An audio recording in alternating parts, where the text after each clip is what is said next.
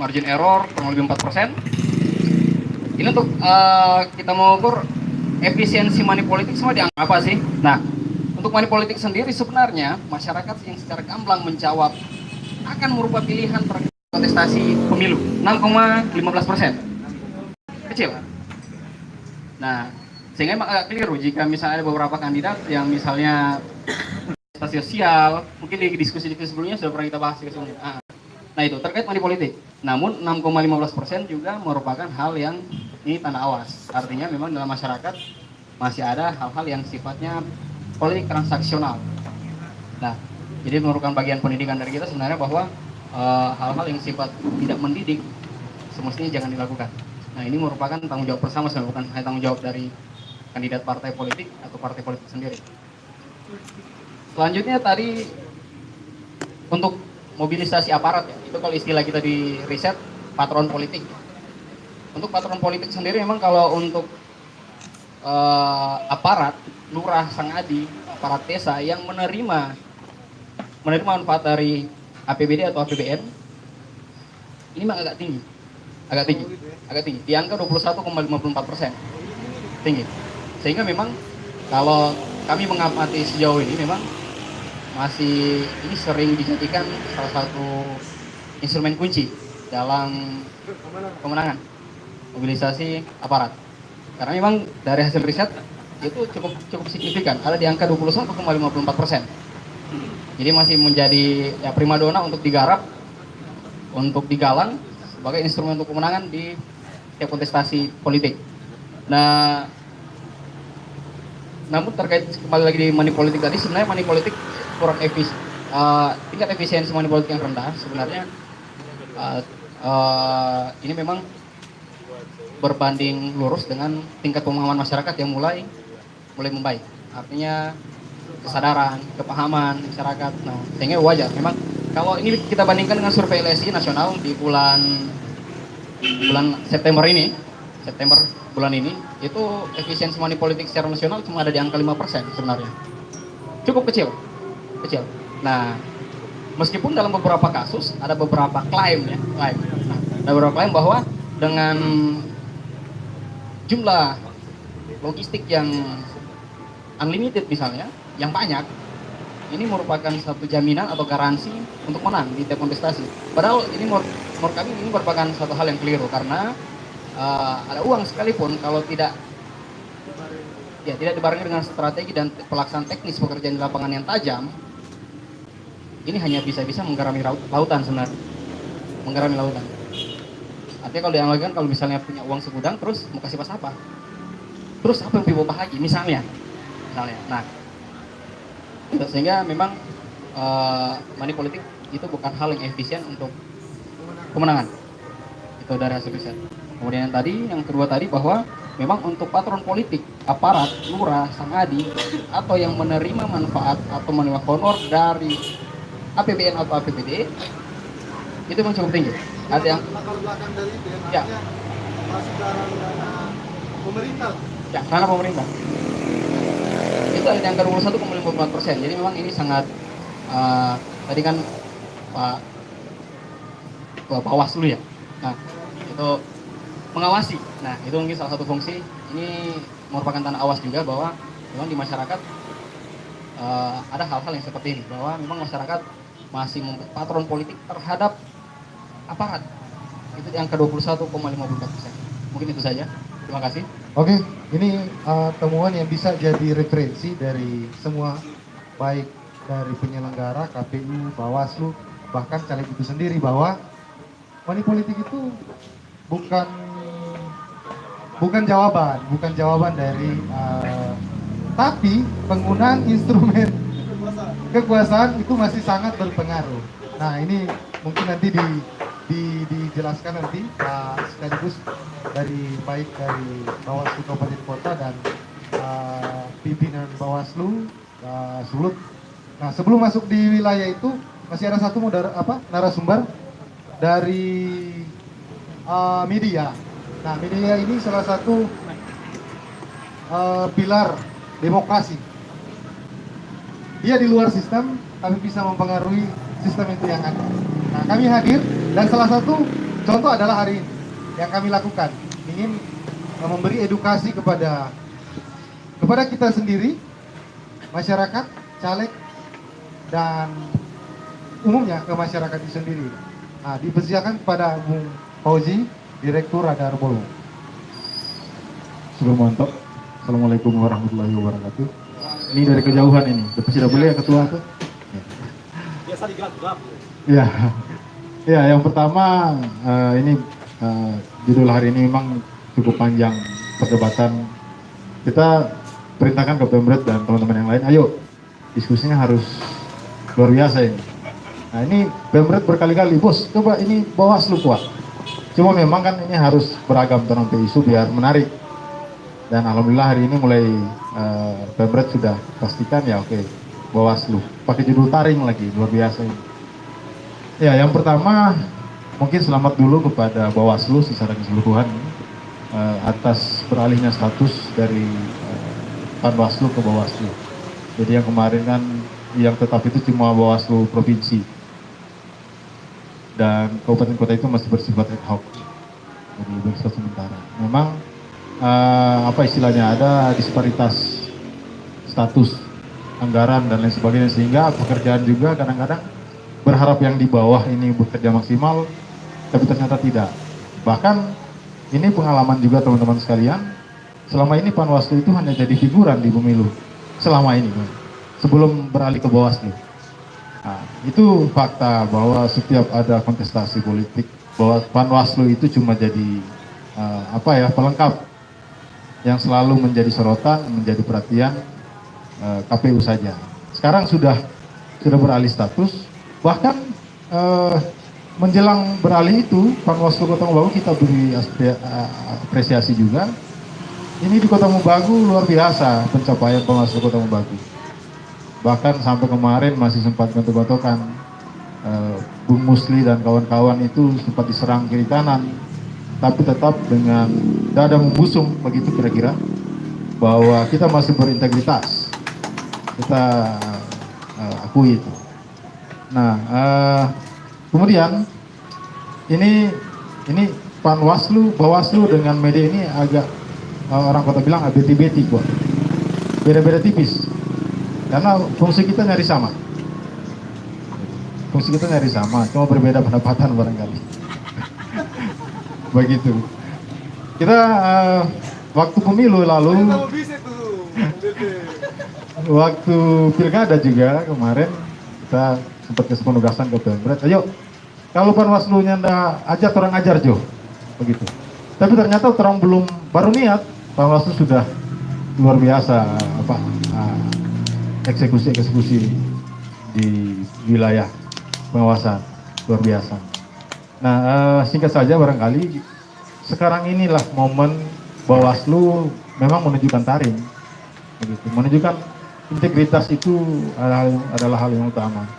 Karena fakta yang sudah rahasia umum bahwa KPU, Panwaslu, Bawaslu itu ini bukan hanya tadi kayak Bang Sarif bilang ini produk politik saja, tapi ini juga jadi ladang ormas. Itu fakta. Ini ring ormas untuk bertarung, menitipkan orang-orangnya di penyelenggara KPU dan Panwaslu. Nah, ini momen atau kesempatan Bawaslu untuk menunjukkan integritas bahwa kami ini bukan hanya sekedar titipan dari Muhammadiyah, dari SI, dari NU, dari macam-macam.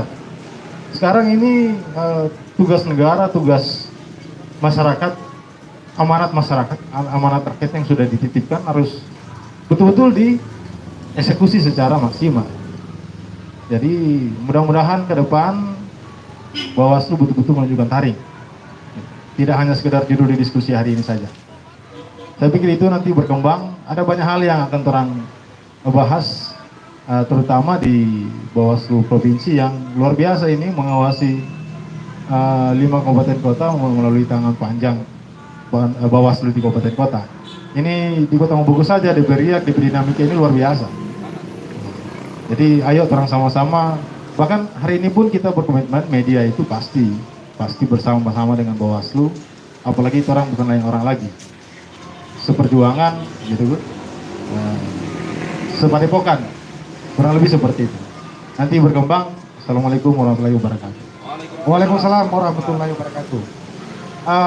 Sebelum masuk ke Bawaslu, ada yang mungkin kita lupa, bukan lupa sih, artinya fokus dari wilayah kewenangan tadi bahwa ketika pelantikan serentak yang mendapatkan muri oleh Bawaslu, ada satu yang dititipkan oleh Ketua Bawaslu itu adalah Anda ini yang dilantik hari ini dipercaya akan menjalankan amanah itu.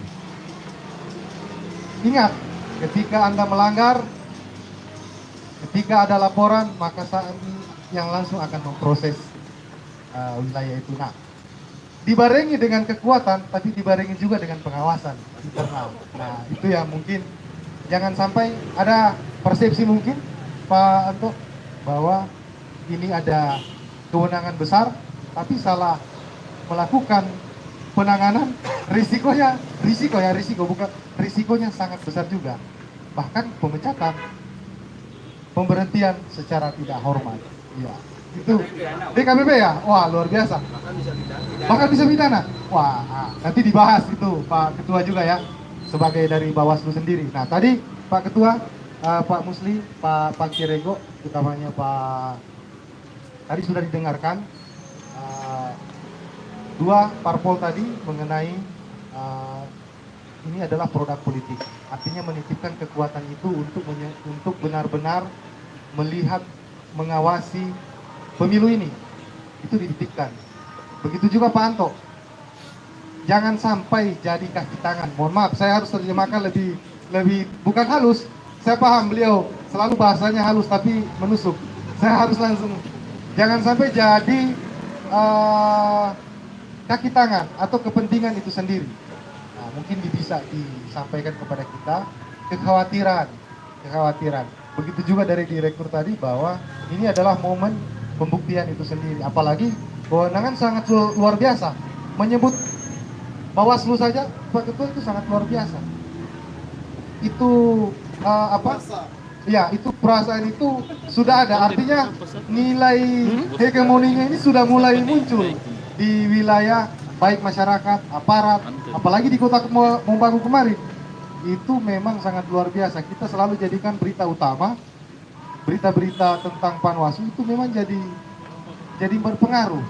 Kita memang keinginannya itu proximity-nya, dapat kekuatan efek dari masyarakat itu sendiri, sehingga ada penurunan pelanggaran yang akan dibuat sudah berhati-hati.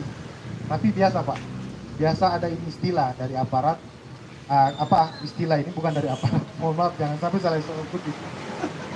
Kalau itu aturan, penjahat itu lebih dulu melangkah. Artinya selangkah lebih maju biasanya penjahat itu. Oke, mungkin dari Pak Musli dulu, kekhawatiran dari parpol. Begitu juga dari Ketua Nasdem tadi bahwa ya integritas harus ditunjukkan supaya benar-benar kekuatan undang-undang yang dibentuk oleh para politisi yang ada di parlemen itu bisa jalan di lapangan. Ya, terima kasih. Tadi teman kita dari Partai Amanat Nasional mengatakan bahwa ini kewenangan Bawaslu menjadi kekhawatiran daripada partai-partai. Sebenarnya perlu kami sampaikan bahwa kami dari awal masih Panwas sampai ke Bawaslu, ini kita berbicara khusus Kota Mobagu, bahwa kami selalu melangkah sesuai dengan regulasi yang ada. Kenapa saya mengatakan seperti itu? Karena selama mulai tahapan pemilihan wali kota yang heboh, yang dianggap heboh tadi, yang sebenarnya kami hanya menjalankan tugas kami sebagai pengawas. Ya tentu kami hanya berjalan di koridor itu regulasi aturan. Ya tentu kami dalam hal melaksanakan pengawasan, ya kami mengakui bahwa kami juga adalah manusia biasa yang juga masih ada hilaf-hilaf sedikit. Contoh misalnya, untuk membuktikan itu, kami juga sudah melewati proses sidang DKPP. Waktu itu mungkin teman-teman dari pendukung yang menggugat itu berapi-api mengatakan bahwa kami itu dianggap tidak netral, kami itu berpihak, kami menjadi alat politik pasangan calon yang lain. Kami juga waktu itu berapi-api juga mengatakan bahwa kami ini tidak salah. Kami juga sudah berjalan sesuai dengan perintah undang-undang, regulasi, tidak ada yang kami langgar. Itu waktu itu. Tetapi juga pada saat itu kita juga harus mengakui bahwa ternyata ada DKPP, Dewan Kehormatan Penyelenggara, yang di situ juga tidak bisa diintervensi, mereka independen, dan menyatakan juga bahwa dari ada 13 laporan yang masuk tentang Panwas dan sebagian tentang saya pribadi, bahwa ternyata kami juga melakukan kesalahan dalam hal kenapa ketika ada dokumen yang dirahasiakan yang dibocorkan oleh KPU, kenapa tidak kami jadikan temuan? Dan kami dianggap tidak responsif. Jadi ini sudah lewat ya, kita berbicara itu, dan memang kami sangat menyadari itu bahwa memang kami dalam hal itu kami memang melakukan kelalaian. Walaupun sebenarnya itu tanggung jawab dari teman-teman di KPU karena dokumen itu ada di sana. Nah, berarti kami dalam hal Bawaslu ini diberikan kewenangan yang begitu besar, tetapi kami juga diawasi oleh lembaga yang setiap saat ketika ada laporan bisa menjatuhkan sanksi ke kami. Kami diawasi. Kami diawasi oleh Bawaslu Provinsi. Yang dimana apabila kami salah melangkah, pimpinan kami Bawaslu Provinsi juga bisa mendekatkan kami.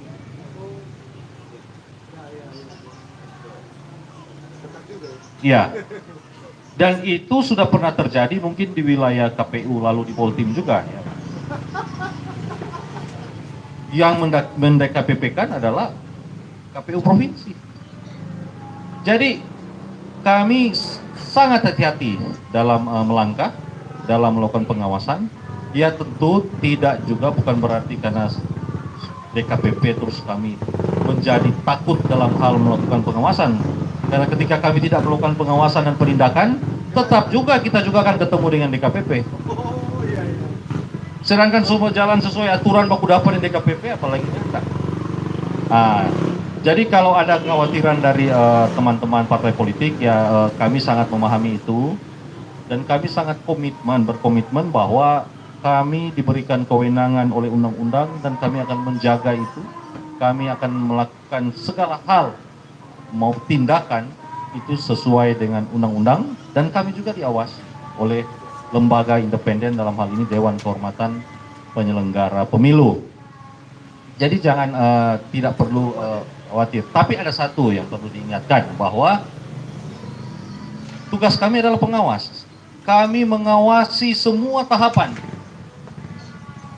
Contoh kita sekarang Pilwakonya sudah selesai, sekarang Pileg, kita mengawasi semua tahapan Pileg dari awal.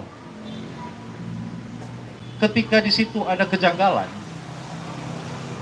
dan berpotensi terjadi gugatan, maka kami sebagai wasit, sebagai pengawas adalah wajib untuk menyampaikan ke teman-teman KPU bahwa ini ada potensi bermasalah. Karena kita tidak serta-merta harus sudah kita lakukan penindakan, tidak.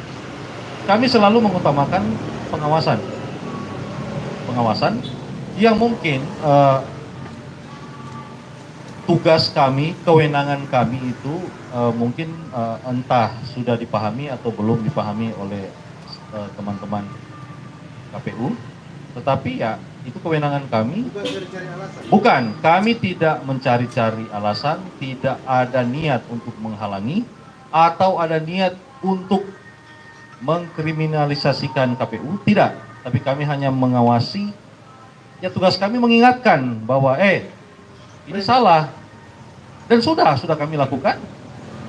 Nanti ketika kalau ada persoalan, ketika sengketa, ya kami akan menangani itu. Dan kami yang akan memutus nanti.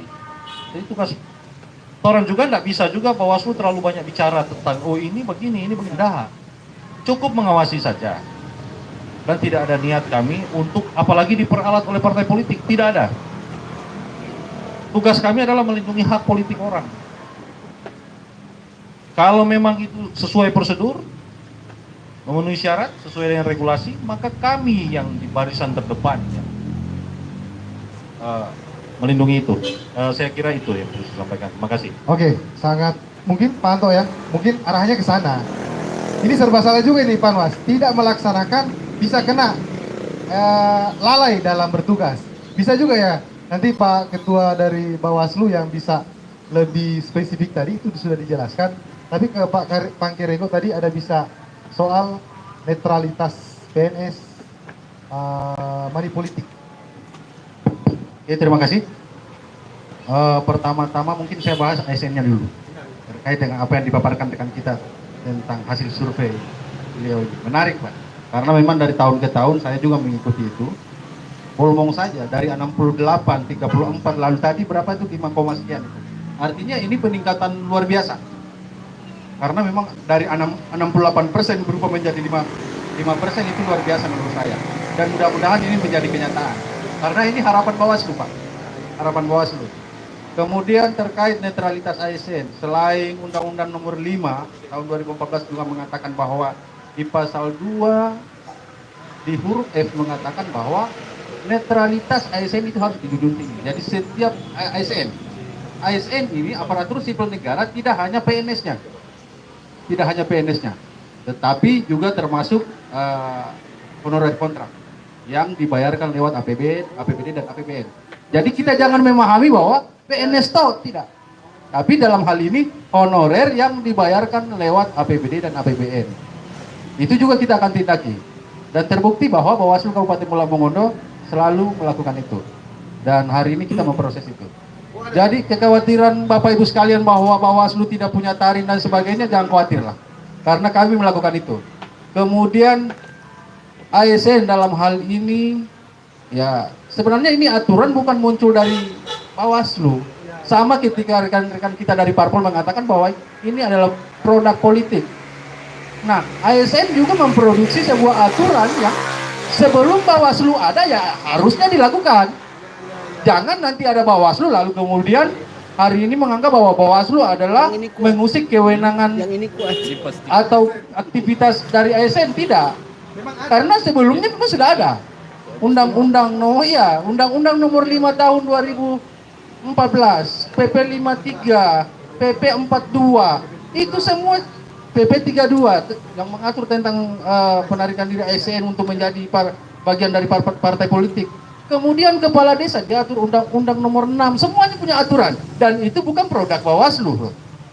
Kita hanya menjalankan, menegakkan yang namanya aturan terkait dengan pemilu 2019 akan datang. Dipertegas dengan surat edaran Menteri Pemberdayaan Aparatur Sipil Negara pada tanggal 21 Desember 2017 mengeluarkan itu. Dengan nomor B/271/M Menteri bulan Desember tahun 2017. Mengatakan bahwa pasal 57 sudah menegaskan apabila itu terjadi, maka harus diberikan sanksi pidana. Ingat, di KUHP juga mengatur itu. Jadi tidak hanya PNS-nya, semua masyarakat diatur dalam KUHP pasal 55. Di Undang-Undang Nomor 10 tentang Pilkada, pasal 18.7 ya. Itu juga ditegaskan bahwa dia didenda 1 miliar Bapak. Bikin kuat volume. Ya, di Undang-Undang Nomor 7, di Undang-Undang Nomor 7 juga jelas 266 bahwa ketika ditemukan, ya, pasal 490 di 2017 mengatakan begitu.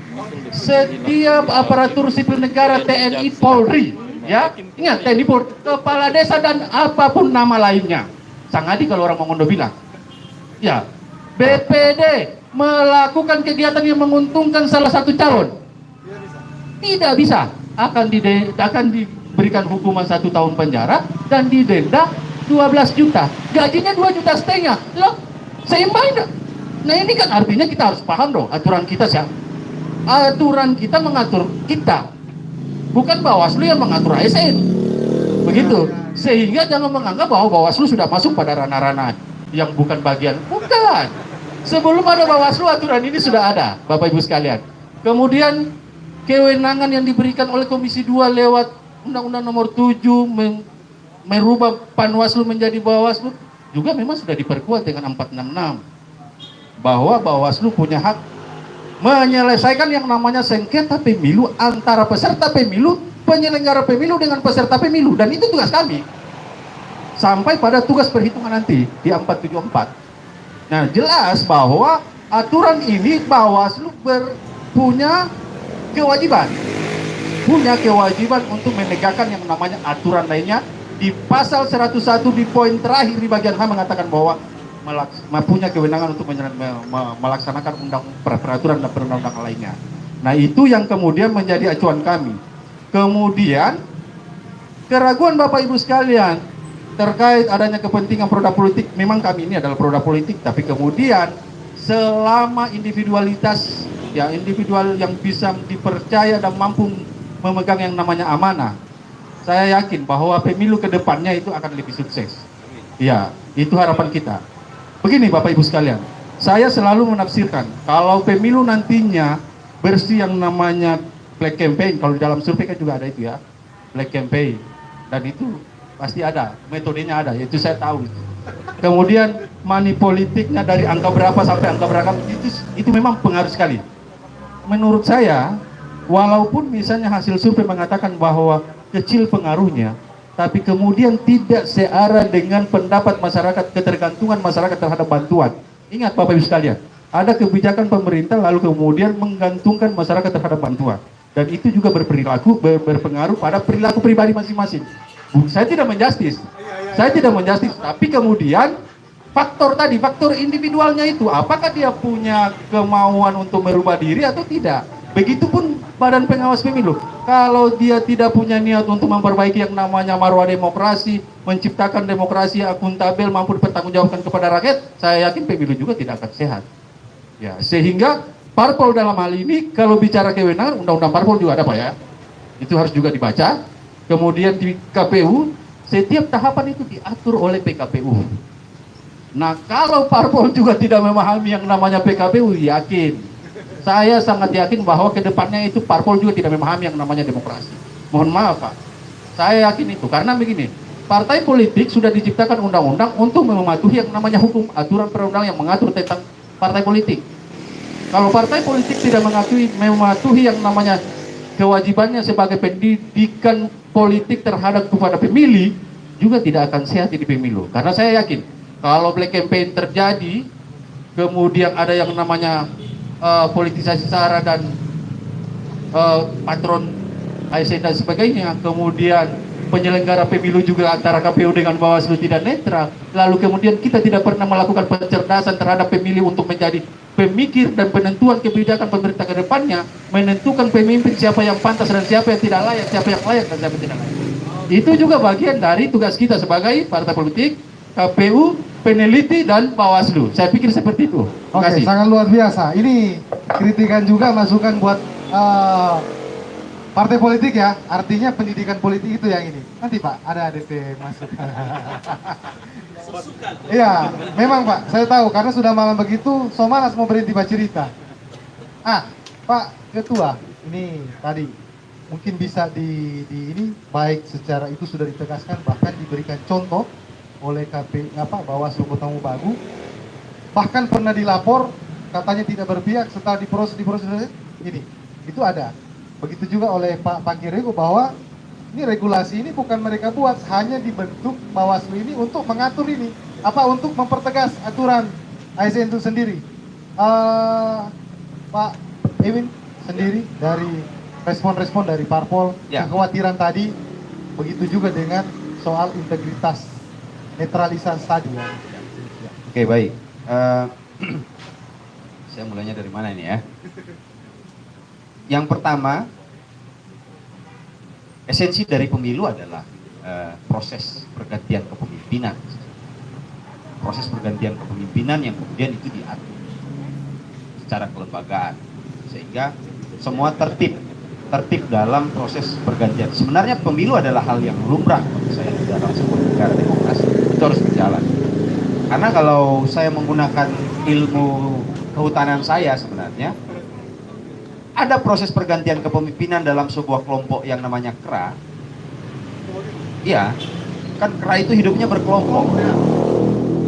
Di situ ada kepemimpinan juga, tetapi pola dan cara pergantian kepemimpinannya itu dengan cara adu otot di kelompok itu. Tapi karena kita diatur dalam sebuah negara, ya tentu prosesnya harus diatur secara kelembagaan oleh negara, dalam hal ini adalah DPR.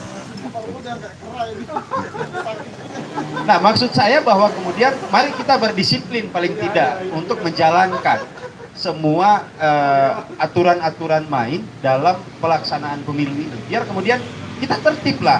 Mari kita belajar untuk tertib dalam proses ini. Saya memahami betul bahwa kemudian kami dilahirkan di Undang-Undang 7, dilahirkan berdasarkan Undang-Undang 7, Undang-Undang Pemilu, yang memang secara lembaga DPR punya kewenangan untuk membentuk yang namanya undang-undang.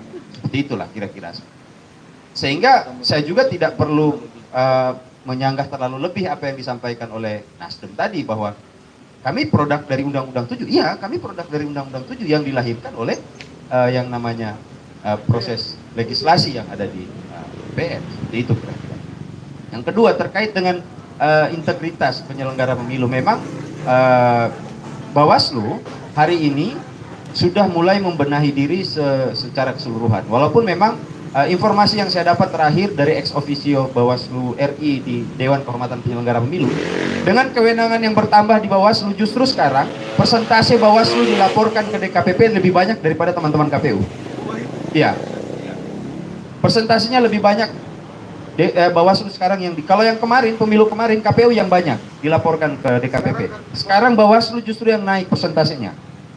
Pertemuan terakhir kami Bawaslu Provinsi dengan Pak Fritz Edward Siregar, ex officio Bawaslu RI di Dewan Kehormatan Penyelenggara Pemilu, ketika kami menanyakan terkait dengan kewenangan ini, dia bilang ya iya, memang akhirnya berbanding lurus dengan Dewan Kehormatan Penyelenggara Pemilunya. Karena kewenangan bertambah, akhirnya kami dilapor aja terus. Walaupun memang dari sisi tindakan yang kami ambil adalah tindakan yang memang betul-betul menempatkan pada titik marwah pemilu, yaitu menempatkan hak konstitusi warga negara untuk dipilih dan memilih.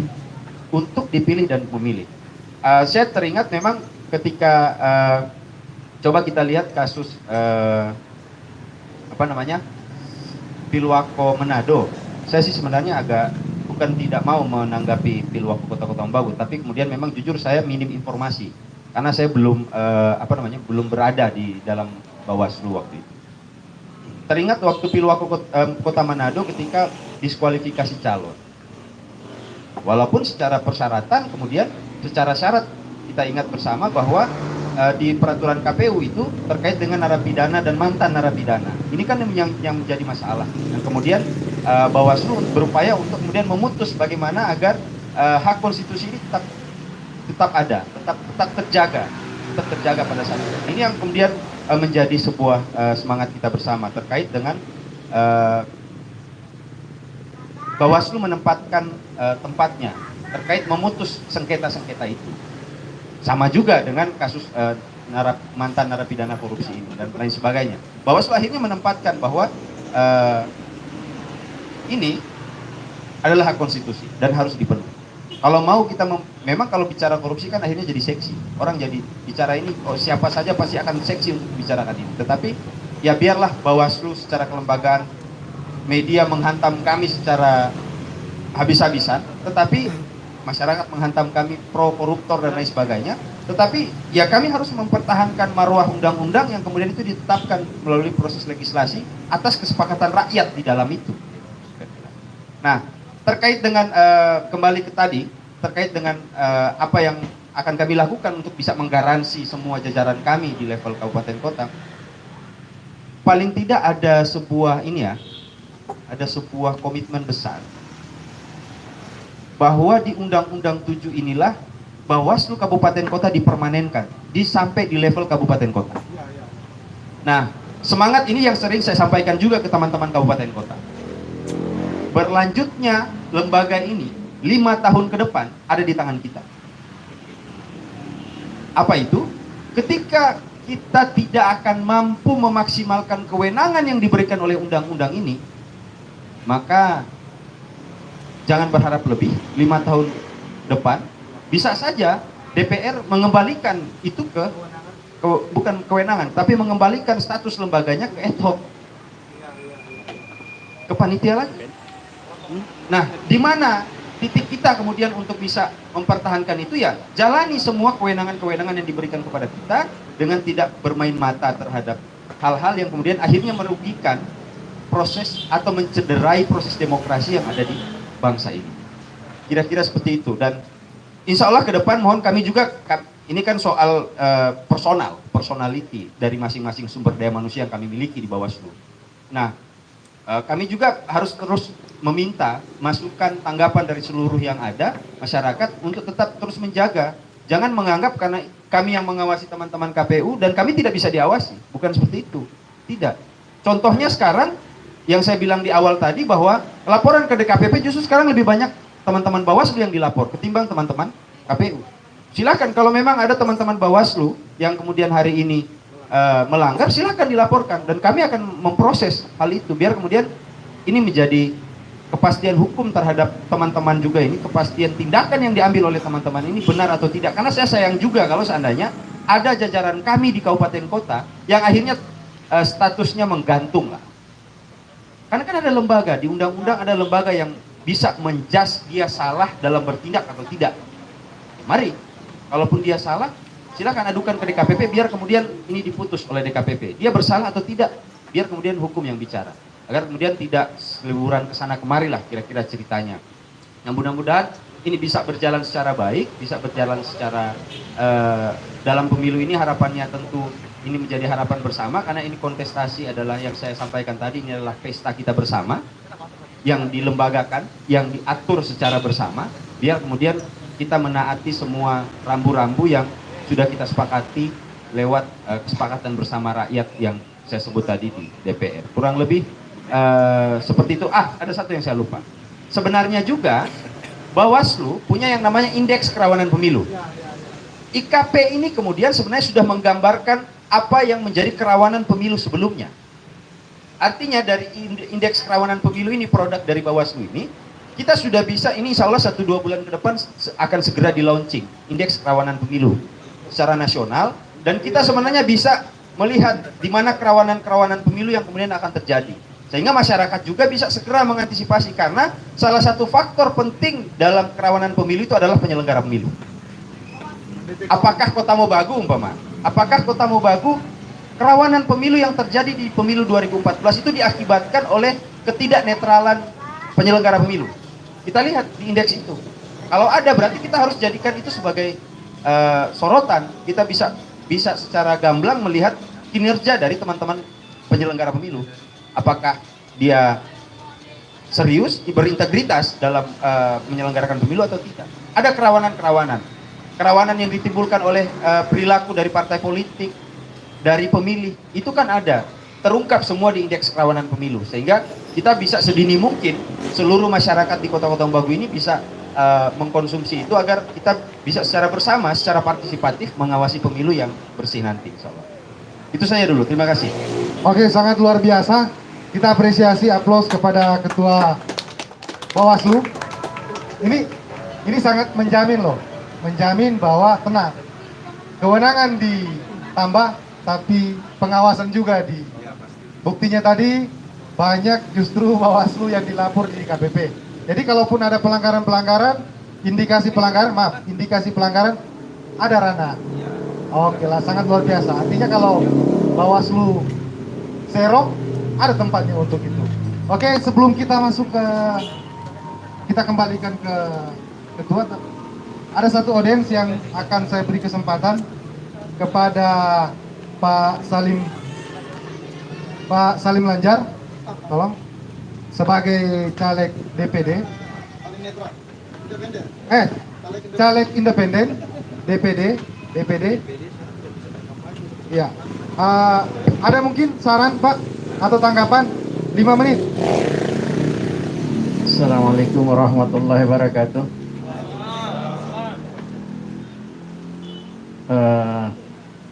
Pertama-tama saya mohon maaf. Ini saya datang sebagai disebut tadi calon, dan ini belum waktunya kampanye. Kalau saya bicara dianggap kampanye. Sekarang ada di muka Bawaslu, ada juga KPU, komisioner semua ada. Jadi saya tidak akan bicara yang tetapi saya ingin bicara tentang taring tadi. Sehingga itu saya mohon waktunya tidak ke 5 menit karena itu baru preambulnya, Pak. Nah Pak, orang itu kewenangan dari moderator memberikan waktu 5 menit. Terima kasih. Jadi saya akan mulai dari aja, karena dari mana nih taring dan sesakti apa nih taring. Biasanya kalau dokter dia cari tahu dulu dia diagnosa, makanya harus tahu dari awal, dan awalnya ini cukup panjang untuk dijelaskan. Karena saya bekas Panwas juga, Kabupaten Pulau Mengondo. Saya juga pernah PPK Kota Bintang Mobagu Bersatu dalam pemilihan. Ya, saya juga pernah wartawan 4 tahun, saya juga pernah LSM aktif 10 tahun. Jadi Pulau Mengondo ini saya sangat kenal baik, makanya saya ketika melihat undangan terbuka ini secara tidak sengaja tadi, saya tertarik untuk datang karena wajah-wajah ini adalah wajah-wajah muda yang umur saya sudah 60 tahun ya. Kemarin bulan Juli saya melihat ini generasi-generasi penerus yang mewarnai Pulau Mengondo Raya ini. Kader-kader bangsa dari Pulau Mengondo Raya mewarnai pemerintahan dan demokrasi suksesi di Pulau Mengondo Raya. Makanya saya tertarik untuk datang bergabung. Ya, sehingga kalau dibatasi 5 menit selesai sekarang media. Oh belum.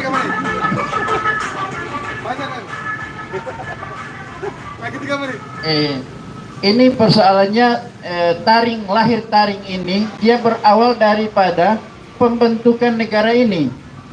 Negara ini dibentuk diproklamasikan tahun 45, tapi sebelumnya founding fathers, para pendiri bangsa itu telah menyiapkan landasan ideologi bangsa yang terdiri dari 5, yaitu pertama itu adalah landasan moral bangsa, yang kedua hak asasi manusia, yang ketiga negara kesatuan Republik Indonesia, yang keempat demokrasi terpimpin, dan yang kelima itu adalah keadilan sosial. Keadilan asasi di sila kedua dan keadilan sosial di sila kelima. Nah, kita bicara sila keempat ini. Proses sila keempat ini setelah merdeka, negara kita mengalami 3 rezim. Rezim pertama, rezim Orde Lama dengan 1 kali pemilihan pada tahun 55. Kemudian rezim Orde Baru dengan 6 kali pemilihan. Tampak terjadi suksesi pada pemerintahan tertinggi, dan rezim reformasi telah mengalami 5 kali pergantian pucuk pimpinan negara. Nah, dalam reformasi ini KPU itu punya sejarah. Pertama itu KPU itu adalah wakil partai-partai, sehingga anggota KPU itu 40 lebih sesuai jumlah partai. Dalam pemilu 99 itu, Panwas itu masih melibatkan hakim, melibatkan jaksa dan polisi, serta masyarakat, tokoh masyarakat.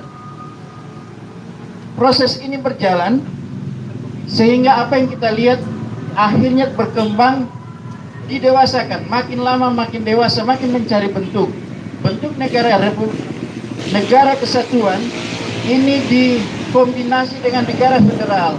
Bentuknya kesatuan, tapi rasanya federal.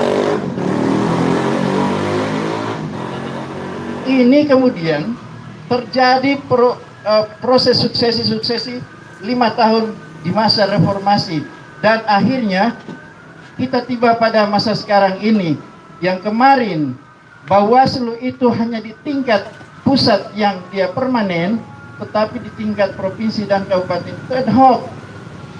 Maka dengan melihat efisiensi anggaran negara dan stabilitas negara, akhirnya dipikirkanlah bagaimana supaya terjadi efisiensi dan efektivitas daripada demokrasi. Maka disatukanlah pemilihan presiden dengan pemilihan legislatif secara keseluruhan. Maka otomatis regulasinya harus berubah, menyesuaikan, kualitasnya dirubah. Maka oleh sebab itu, Bawaslu juga yang kemarin tidak punya taring, itu diberi taring, diberi kekuasaan yang besar. Demikian juga KPU sebagai penggoreng, ya, dia yang menggoreng demokrasi ini. Para partai politik dalam itu diberi kewenangan, dan ini keseimbangan terjadi di sini. Tetapi untuk memperlihatkan bahwa kedua lembaga ini benar-benar hebat, kredibel, akuntabel, dan segala macam kepercayaan yang dibutuhkan istilah, maka dibuatlah seperti yang kita saksikan baru-baru, seperti atraksi pertarungan.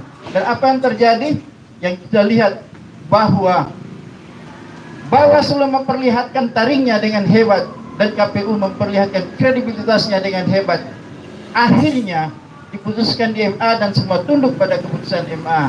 Dan inilah kita yang kita lihat. Insya Allah hasil dari pemilihan umum ini akan lebih bagus dari kualitas pemilihan sebelumnya. Itulah barangkali yang diperlihatkan dalam proses demokrasi sekarang ini. Terima kasih. Itu mungkin sebagai pelecut semangat. Artinya ada tanda-tanda positif yang seperti juga indeks-indeks tadi disampaikan. 10 menit lagi akan ditutup. 10 menit lagi, mohon maaf. Biasa diskusi setelah malam ini memang lupa berhenti pegang mic. Karena kalau tidak dibatasi, saya juga yang jadi repot. Ya, silakan Pak Anto.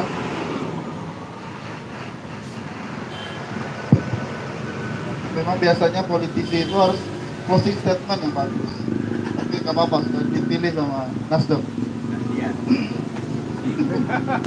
Jadi saya khawatir kalau kita bicara dengan pengawas, kita harus lebih banyak kekhawatiran. Kalau bicara dengan penyelenggara, kita harus lebih banyak bicara tentang optimisme. Kalau dengan pengawas, kita harus bicara kekhawatiran. Nah,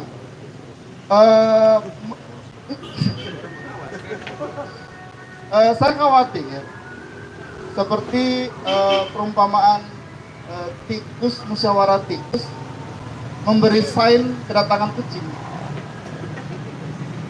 Regulasinya sangat banyak, kekuatannya sangat besar, tapi tidak ada satu ekor tikus pun yang berani memasang lonceng pada kucing.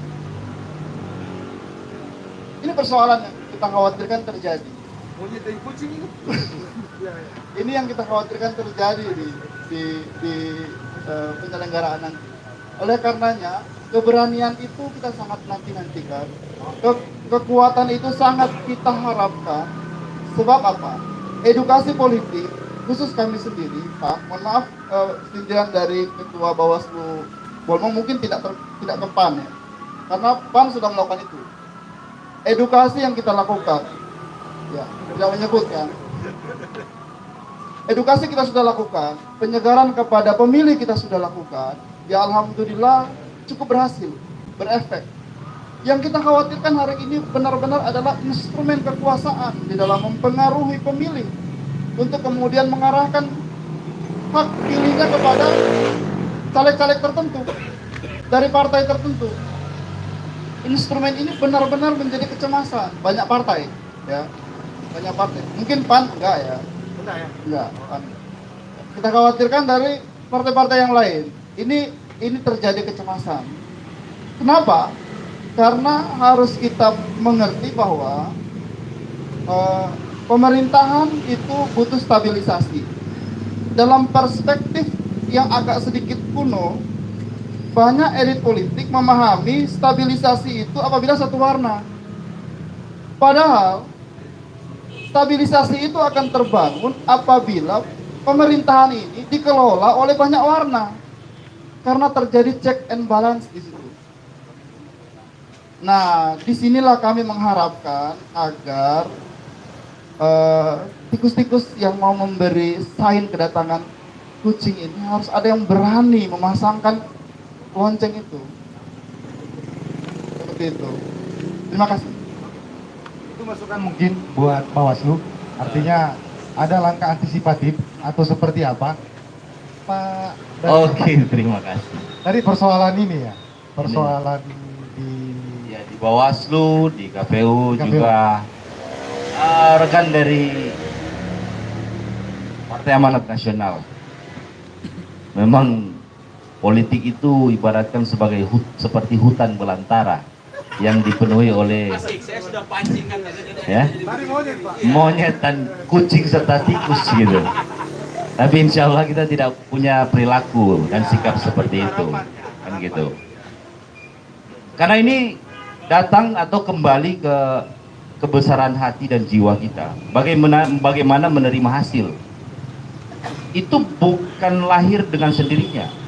Itu karena dasarnya dari itu gitu. Bagaimana kita menerima hasil terhadap keputusan sesuatu. Nah, itu tendensi dari PAN kan tadi seperti itu. Awalnya ada berangkat dari sana. Saya memahami itu. Kemudian kalau bicara tentang kekhawatiran terhadap regulasi sendiri yang kita buat, saya kemudian khawatir dengan kejiwaan kita. Kenapa? Karena aturan kita yang buat, kenapa kita harus khawatir gitu? Kita percaya aja, kita percaya bahwa bapak-bapak ini diberikan amanah oleh undang-undang, dipilih, ya, diseleksi dan disumpah. Ingat, itu yang tertinggi. Dipertanggungjawabkan bukan hanya kepada kita manusia, tapi kepada Tuhan. Gitu, ya. Jadi ini dipertanggungjawabkan kepada Tuhan gitu. Alhamdulillah Nasdem, saya tidak mengklaim ya, karena memang hari ini seksi itu, mengklaim seksi. Tadi saya dengar ya wali kota dan wakil wali kota hari ini juga PAN. Cerdas itu, klaim yang baik. Nggak apa-apa. Ya? Nggak berdosa kalau klaim, karena memang PAN salah satu pengusung gitu. Bukan pendukung, Nasdem pendukung, pengusung, dan kami Nasdem pendukung. Tapi alhamdulillah kami berani mencoba mengambil langkah-langkah di luar dari dugaan orang-orang. Ya, sebagai ketua tim saya memutuskan tidak ada yang namanya money politik. Alhamdulillah kita membuktikan bahwa masyarakat Kota Mobagu sudah cerdas. Dengan tidak money politik, mereka memilih yang terbaik pemimpinnya. Bukan berarti yang lain tidak baik, yang lain baik, tapi yang terbaiklah yang menjadi pemenang. Jadi ketika Nasdem mengambil keputusan, maaf, jangan klaim Nasdem karena banyak partai, nanti keliru lagi kan. Ketika kami sebagai ketua tim pemenangan mengambil langkah dari awal, memang sudah niatkan, karena kita tahu track record Ibu Tatong, Pak Nayodo itu baik, ya. Tidak ada yang namanya money politik, dan itu dibuktikan dengan survei tadi oleh beliau, ya, bahwa memang di kita juga melihat, kita kan dengan survei 3 kali kita survei terakhir, bahwa hasil surveinya kecenderungan kesukaan pemilih itu terhadap pemimpin bukan atau tidak pada dasar money politik. Itu kecil sekali memang jadinya, cuma 6% ya, 6%. Dan kita tidak melakukan itu, walaupun di akhir-akhir kemarin dipaksakan bahwa kita money politik gitu, dipaksakan seolah-olah kita money politik. Dan kemudian akhirnya di DKPP lah Panwas.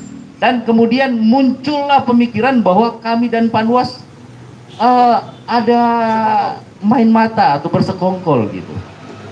Nah, makanya saya bilang tadi, ini kembali ke bagaimana kebesaran hati dan kebesaran jiwa menerima kekalahan. Gitu. Seperti itu. Nah, kemudian kalau bicara tentang persoalan pemilu ke depan, insya Allah ini tanggal 17 April 2019,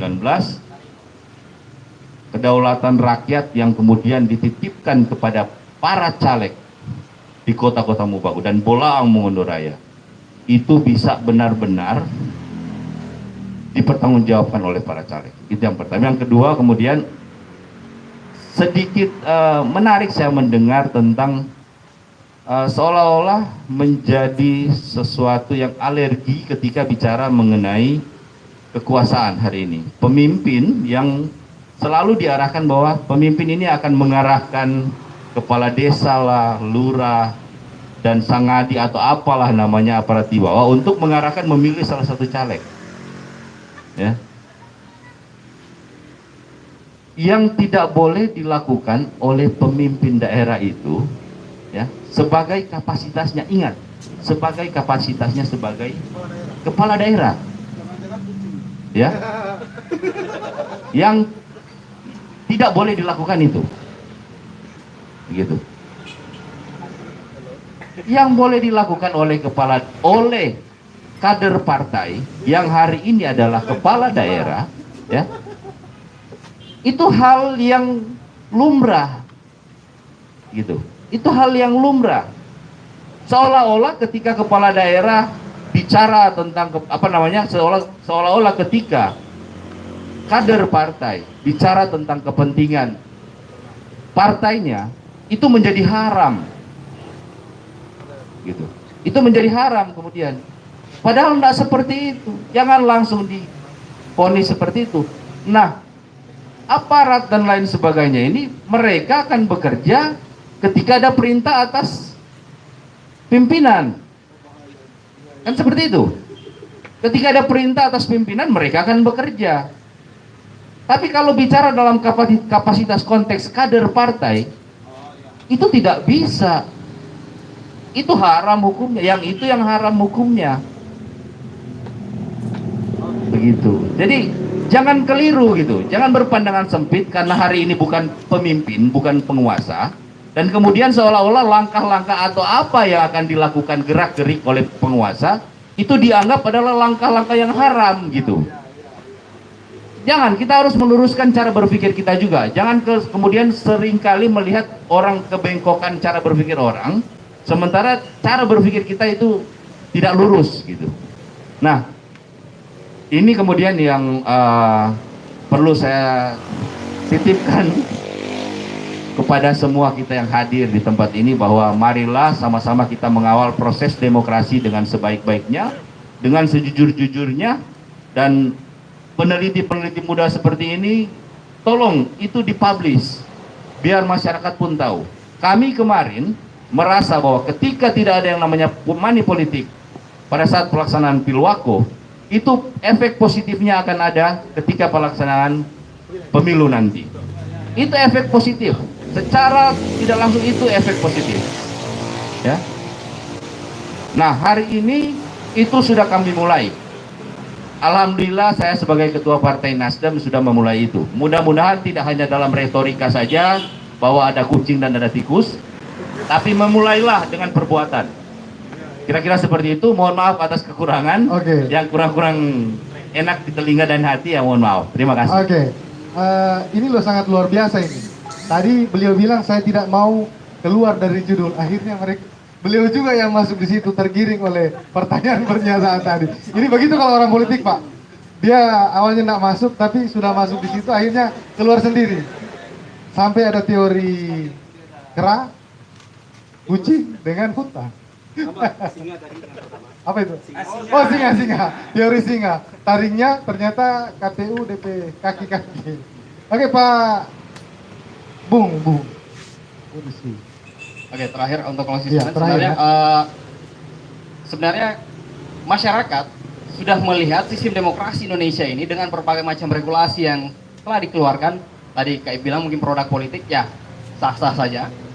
Ini dari sisi mungkin masyarakat masih banyak atau kita masih berpikir a priori terhadap penyelenggara pemilu bahwa ini jangan sampai ditunggangi dan macam-macam sebagainya. Sebenarnya kalau dari sisi riset, ini riset membuktikan bahwa 79,4%, ini survei nasional kan, 79,4% itu masyarakat Indonesia menyatakan bahwa demokrasi saat ini adalah demokrasi terbaik sepanjang masa kita bernegara. 79,4%. Nah, kemudian untuk tingkat kepuasan publik terhadap jalannya demokrasi itu ada di angka 69,9%. Itu yang menyatakan bahwa sangat puas dengan sistem demokrasi sekarang, dengan jalannya demokrasi. Nah, meskipun faktanya bahwa alasan puas dan tidak puas, alasan puas ada di angka 13,2%, itu karena demokrasi sekarang ini melahirkan para pemimpin yang berkualitas. Itu alasan paling banyak masyarakat Indonesia beralasan bahwa sistem pemilu sekarang ini adalah sistem pemilu yang mampu menghasilkan para pemimpin yang berkualitas.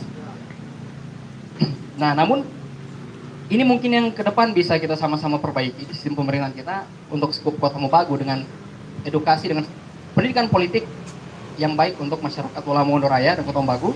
Karena di sini ada 2,5%,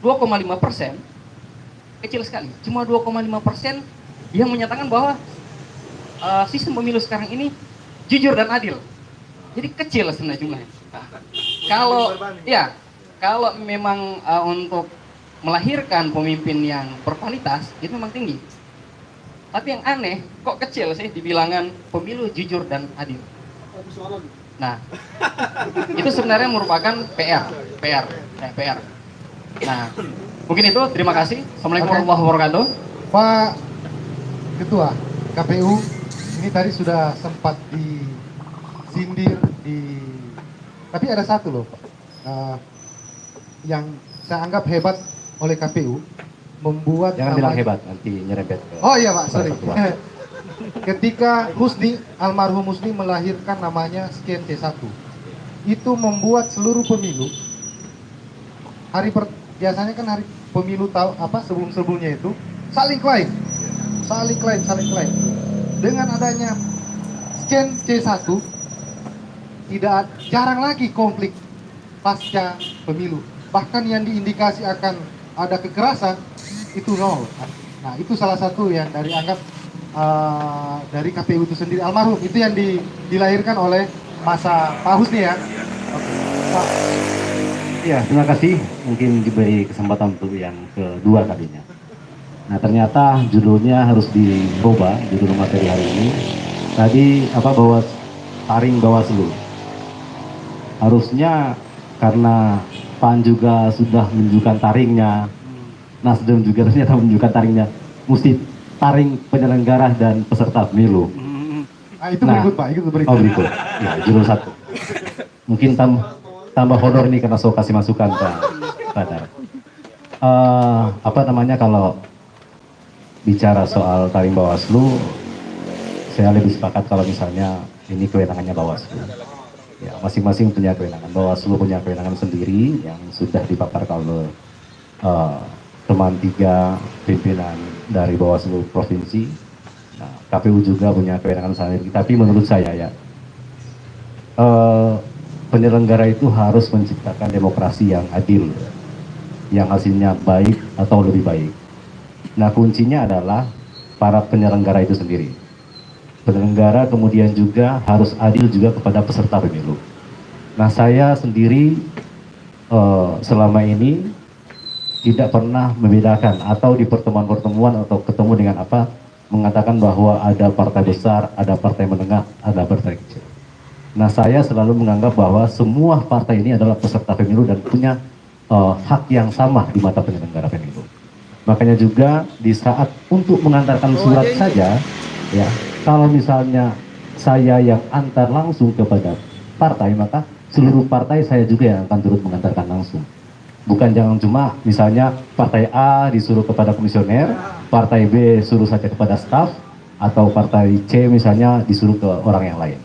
Nah, itu sampai di situ kami menyamakan atau memberikan perilaku yang sama terhadap partai politik. Kalaupun misalnya kemarin waktu pencalonan, kami menyiapkan satu ruangan pada saat misalnya operator dari partai politik sedang mengurus administrasi dengan operatornya KPU, kami menyiapkan satu ruangan dengan kepada ketua, sekretaris, bendahara atau pimpinan partai politik dalam satu ruangan, dan kita jamu walaupun anggarannya terbatas biar cuma ada cookies black. Makanya kita bilang ke teman-teman sekretariat, beli cookies black 12 black.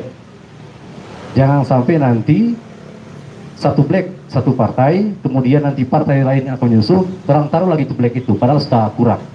Jadi tiap partai satu black, biar sama dari perlakuan.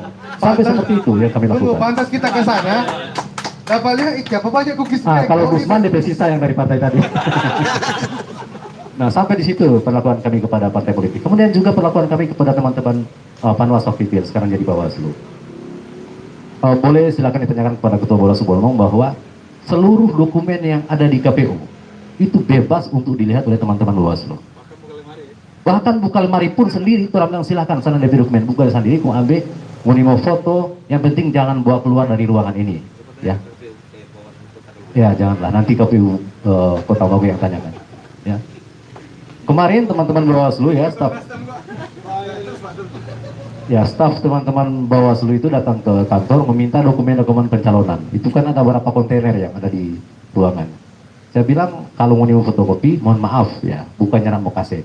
Jangan sampai bawa di tempat fotokopi, kemudian nanti orang saya tinggal atau apa, bocor terkejar di luar, kemudian nanti orang bilang di luar bahwa KPU menyebarkan dokumen-dokumen dari partai politik. Kita bilang ini ada scan 2 biji KPU punya, yang pembeliannya juga cukup mahal karena kalau nggak salah 26 juta satu biji. Ya. Bawaslu-nya nak perlu bawa scan. Ini ada scan, ini ada komputer, silakan di scan dan dibawa pulang ke DPR. Sampai seperti itu yang kami lakukan kepada teman-teman Bawaslu. Ya, ini biar karena apa? Di KPU juga kan ada PPID ya, Pak. Ya. Ada ya pelayanan informasi publik yang wajib juga dilakukan oleh KPU. Nah, kalaupun misalnya orang mau tertutup dengan itu, kemudian Bawaslu pakai ruang itu, tetap juga orang mau kasih. Jadi lebih bagus kasih juga dari awal, supaya besok-besok juga terus tahu kalau kira-kira misalnya kalau ada muncul persoalan atau potensi masalah di situ. Nah, untung juga teman-teman Bawaslu pada KPU, kalau ada potensi masalah, kadang ketemu di mana, Ketua Bawaslu bilang, ini kira-kira ada potensi. Nah, orang selesaikan secara baik-baik. Bukan hanya sampai di situ. Kebetulan juga arah pulang saya ini sekarang sudah berbelok arah Boygar, ya. Jadi lewat di kantor Bawaslu.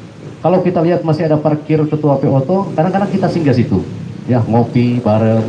Ya ini untuk apa namanya? Untuk silaturahmi, mendapatkan pahala dari Allah Subhanahu Wa Taala.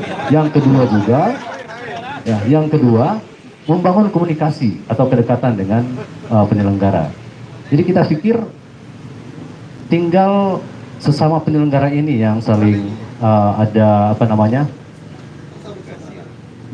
bukan juga apa ya, jangan terlalu ya, artinya biar terbangun komunikasi yang baik ya dengan teman-teman Bawaslu, kemudian juga antara penyelenggara dengan peserta juga dibangun komunikasi yang baik.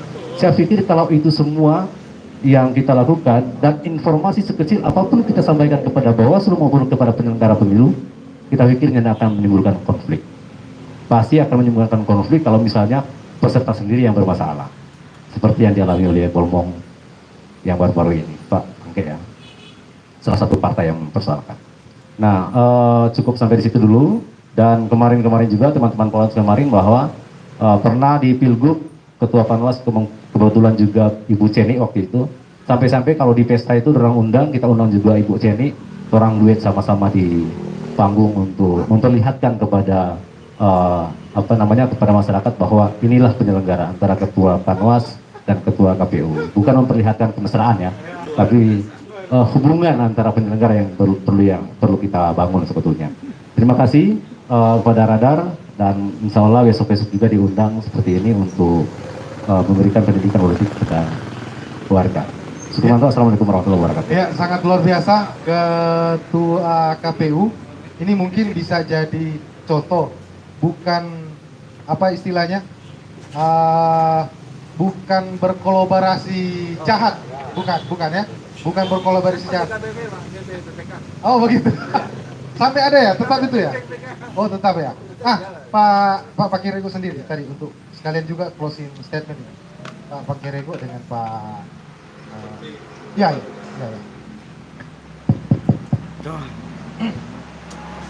Ya, kalau kami dari Bawaslu Kota Mobagu memang sangat terharu dengan apa yang disampaikan oleh Ketua KPU Pulau Mongondo.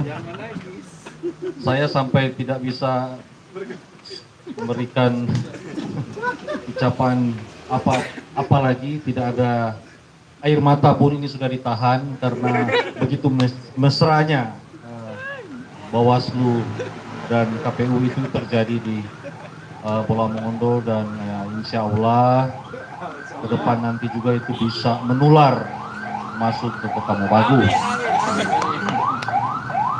Itu luar biasa sekali. Tidak banyak yang ingin saya sampaikan karena kalau terlalu banyak saya mengeluarkan statement juga, saya 2 kali di DKPP karena mengeluarkan statement. Harapan kami kepada teman-teman partai politik agar mari sama-sama kita sukseskan pemilihan legislatif dan pemilihan presiden. Intinya kami penyelenggara, Bawaslu sebagai pengawas, walaupun kami diberikan kewenangan, walaupun sebenarnya setiap lembaga itu diberikan kewenangan, KPU juga diberikan kewenangan, kami diberikan kewenangan. Mari kami mengajak agar percayakanlah proses pengawasan kepada kami. Kami juga sangat membutuhkan juga support dari teman-teman partai politik dalam hal pengawasan agar tidak terjadi pelanggaran. Bawaslu Kota Mobagu itu selalu siap untuk menerima semua keluhan dari semua partai politik. Jadi yang lalu itu sudah lewat, sudah berlalu, dan kami juga manusia biasa. Ya tentu pasti ada juga hal-hal yang tidak luput dari hilaf.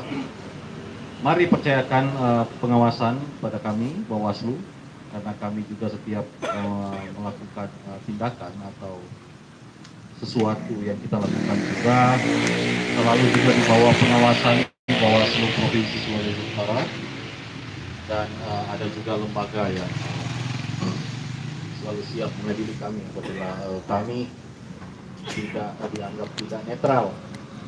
Maka untuk pemilihan legislatif 2019 kami sangat berharap semua partai itu mempercayakan fungsi pengawasan, jangan mencurigai kami Bawaslu Kota Mobagu, ini khusus Kota Mobagu. Dan yang terakhir, di mata Bawaslu Kota Mobagu itu tidak semua partai itu sama, tidak ada partai yang diistimewakan, semua sama, dan siapa yang melakukan pelanggaran pasti akan kami akan melakukan penindakan. Saya kira itu saja yang bisa kami sampaikan. Terima kasih. Biasa. Pak Kirego langsung. Ya, sekali lagi terima kasih.